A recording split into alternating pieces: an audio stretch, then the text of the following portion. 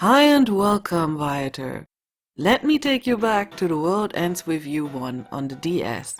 As the second game is about to get released this summer, I thought it's about time to kick the first part from my pile of shame, as I never got to play it, even though its extreme positive reputation. My 2DS just returned from getting a capture card installed, so we can play the game in its original version, released back in 2007 for the Nintendo DS.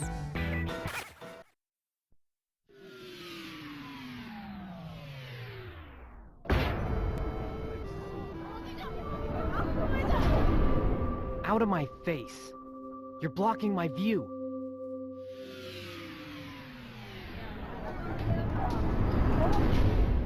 Shut up! Stop talking! Just go the hell away.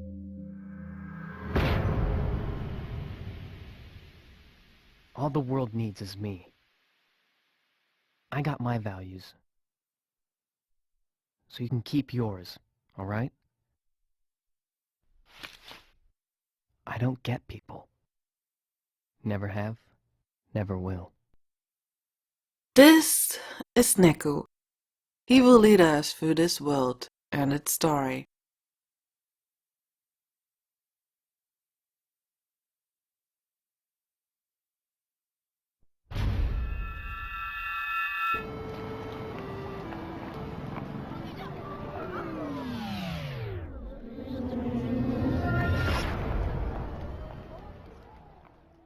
No idea how we ended up here.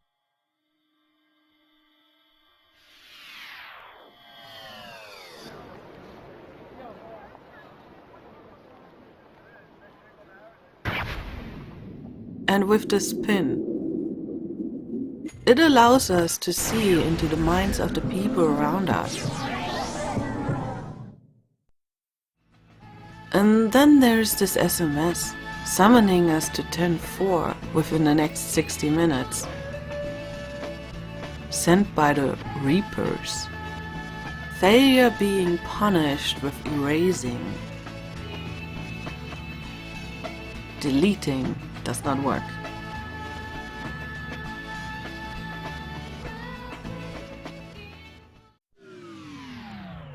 Huh? What? Huh?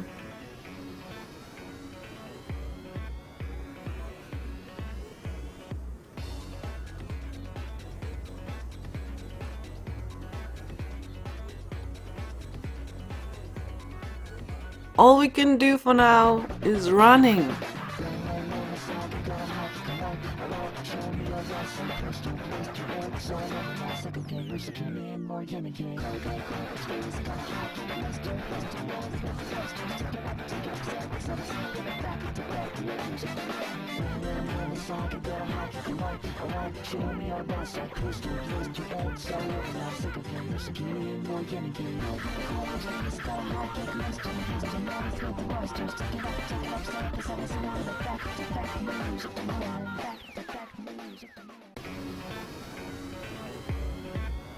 Oh, and who are these?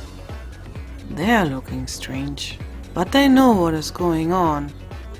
For them, it's some sort of work, a game that starts anew. Something boring that needs to be spiced up with a player hunt.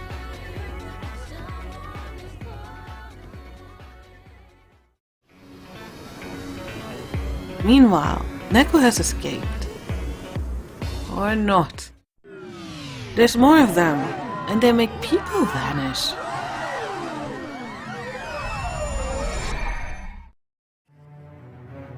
Just in this moment of despair, this girl screams at Neko to form a pact with her. Can't she see that he's having other issues right now? She continues to scream that the pact will help against the noise. Neko does not get her. What noise? She doesn't stop pushing. Okay, fine. He accepts and enters a pact with her.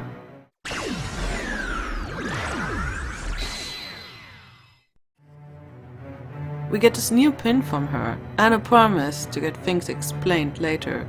But first, we need to get rid of these frogs.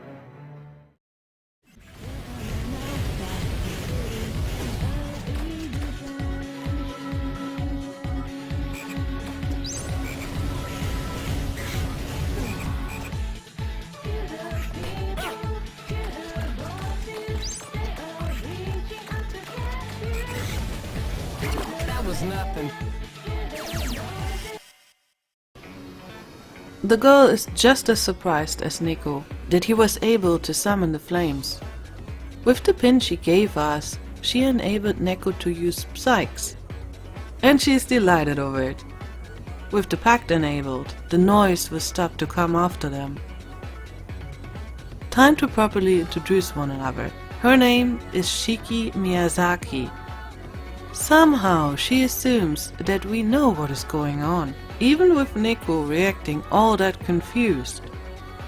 Apparently, we are partaking in the Reapers game, which will last for 7 days. Neko is so caught up in his thought that he not even cares to introduce himself. How rude. He tries to orientate himself and just leaves the girl behind. She follows, and he ticks out. Do they even listen to one another? She does not get that he is uneducated about the situation, and he does not know that the incident ain't over yet.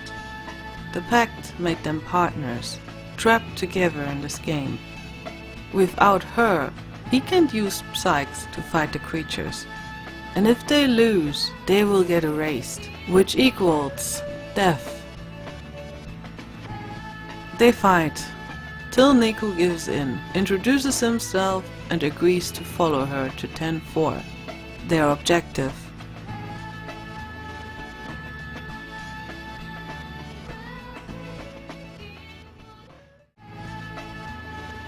The time is ticking, but the way leading to 10-4 is blocked. And opened by the one in red, confirming their pact.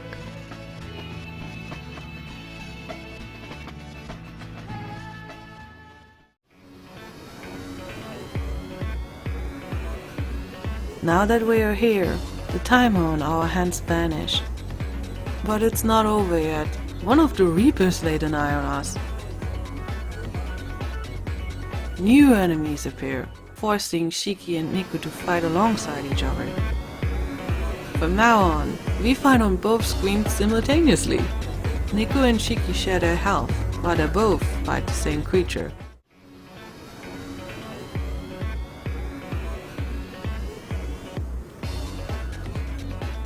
And another one. Watch yourself. I got this. Be careful. That seems to have been the final test for today. Day 1. 6 more to follow. Those to come will surely only increase in danger. For just having escaped erasure and with all this unknown in front of us, how can Shiki stay so calm, almost casually wondering if we will survive this? Neko on the other hand can contain himself, understandably.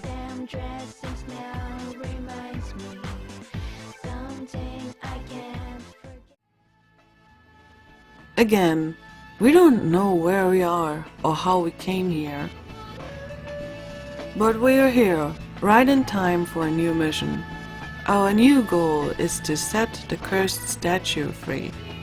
And the timer is back to 60 minutes left. Neko still struggles with grasping the situation. Just with the phone ringing, he noticed the actual date changed. As if there's nothing to it, Shiki simply presumes that they must have fallen asleep after the last mission. That settles the topic for her, and she tries to get focused on the now and the mission ahead. Which is completely incomprehensible for Neko. How can this girl be so damn calm in all this mess? He can't snap out of wondering how he got into this. So much so that he not even noticed the thoughts Shiki shared with him.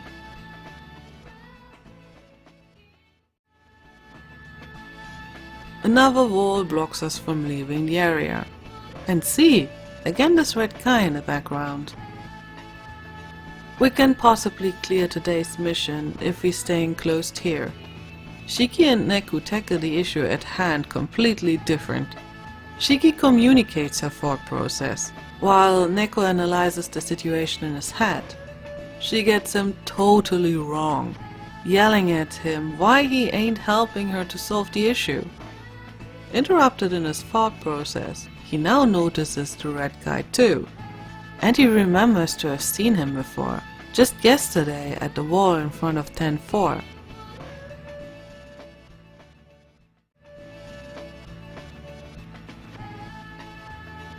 Neku tries to read this guy's mind, but somehow it does not work. It worked just fine yesterday. What's wrong? Is he special in some way? The attempt to access his brain might have been noticed. The guy in red approaches our group, and we get a tip. We should scan the area and free it from noise, so he definitely is part of the game. For a change, Shiki's confused over this. There is clearly no noise here, so what is this guy talking about? But since it's not visible, Nico concludes that we might need to scan for it. If we're the initiators of the next fight, we might as well take the chance to let Nico test more pins, as he got more of them in his pocket. Shiki does not expect them all to work with Nico, as she failed in using the fire one. By the way, that's why she gave it to Neku. And really, scanning reveals noise crowded around the red dude. There's a whole bunch of these pins that we get to know in these tutorial battles. They all play differently. They get activated depending on the types of strokes or tips I perform with the stylus. I never played something like this, so it would take some time to get used to the controls.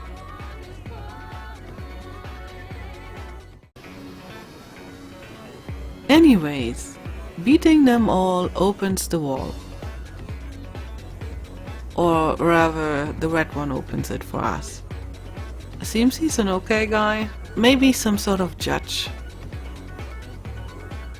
He even comes back to us to explain why Shiki and Neku can see each other in battle, even though they fight the same creatures. Apparently noise exists in two zones, and they need to be cleared in both to be taken out.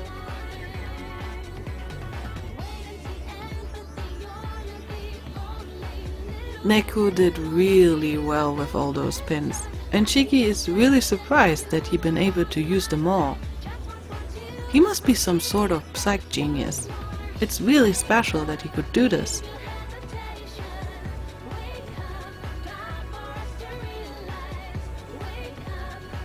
Being praised all that much is a bit hard to handle for Neku, I suppose. Absolutely unable to read him, Shiki's cheerful mood changes immediately. She thinks it's rude that he took his headphones up again. And again, they are fighting. Neku is completely overwhelmed by her. They just met. He does not even care if she thinks he's rude or not. He doesn't even like her. And there she goes back to her phone. Ain't that rude as well?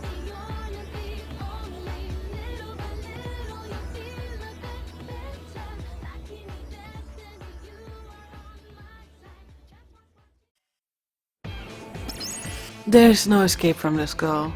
She follows him everywhere and yells again about them being partners. Oh great, another one! Seems he has an open business with us. What did we do to him? Someone must have jumped to conclusions here. Our two squabblers are accused of being friends with the Reapers. We have to be, because he can scan us. Thank God the blonde one is called back by his partner. He noticed the player pins on us, which identify us as non-Reapers.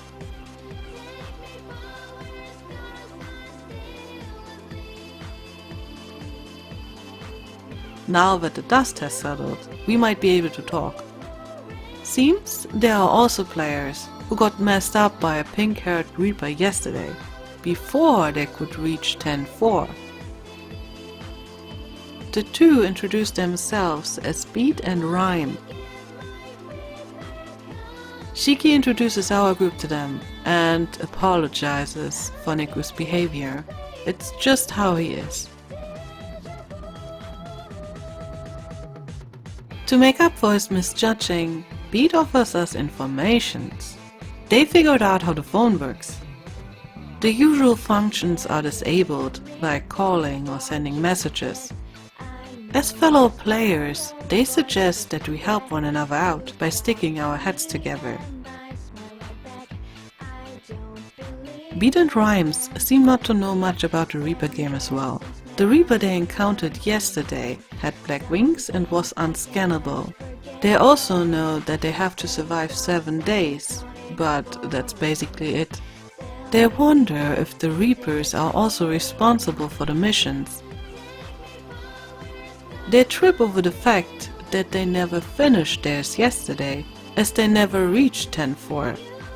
Beat concludes that the missions are just superficial then, yet his partner Rhymes disagrees. He does not want to test it out by letting the timer hit 0. By the way, timer, theirs stopped yesterday before hitting 0. Shiki recalls that theirs only stopped once they reached 10-4, and by that cleared the mission. Bringing this together gives rise to the question if it's enough if one team concludes the objective. Shiki takes the chance to ask the two about their ideas towards the current mission. Seems she and Rhymes having the same idea of checking Hashiko. But the way to the statue is blocked again. Beat and Rhymes checked that already. Beat even tried to break the wall by force, but no chance. Still, Rhyme noticed a pattern. Those walls where guys in red are close to can be opened.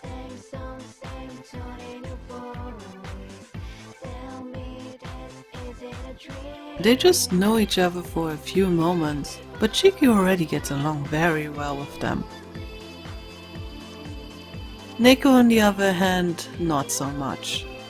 He can't stand Shiki nagging all the time, and he does not want to be held down by these two strangers. For him, they're suspicious. Just because they have player pins doesn't verify them as allies. It very well could be a trick from the Reapers. That's not funny to Beat, and he really flies into a fury.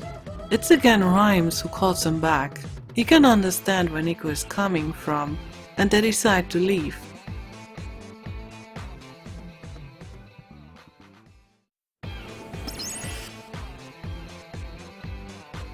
Again, Shiki does not get him. She's really mad for pushing the two away. They could have worked together. Neko wishes she would just leave together with them. But she can't, cause they're partners. She is so frustrated with him and falls into yelling again. She needs him to open up to her, but that's not his thing. He prefers to stick to himself. How should this go on? They are like fire and ice. They don't get through to each other. Can they survive this game if they don't start to pull it together? And what is this game anyways? Some sort of battle royale? Let's leave the two alone for today and return next time to see if we can make it somehow to Hashiko's statue. See you in the next part. Until then, bye.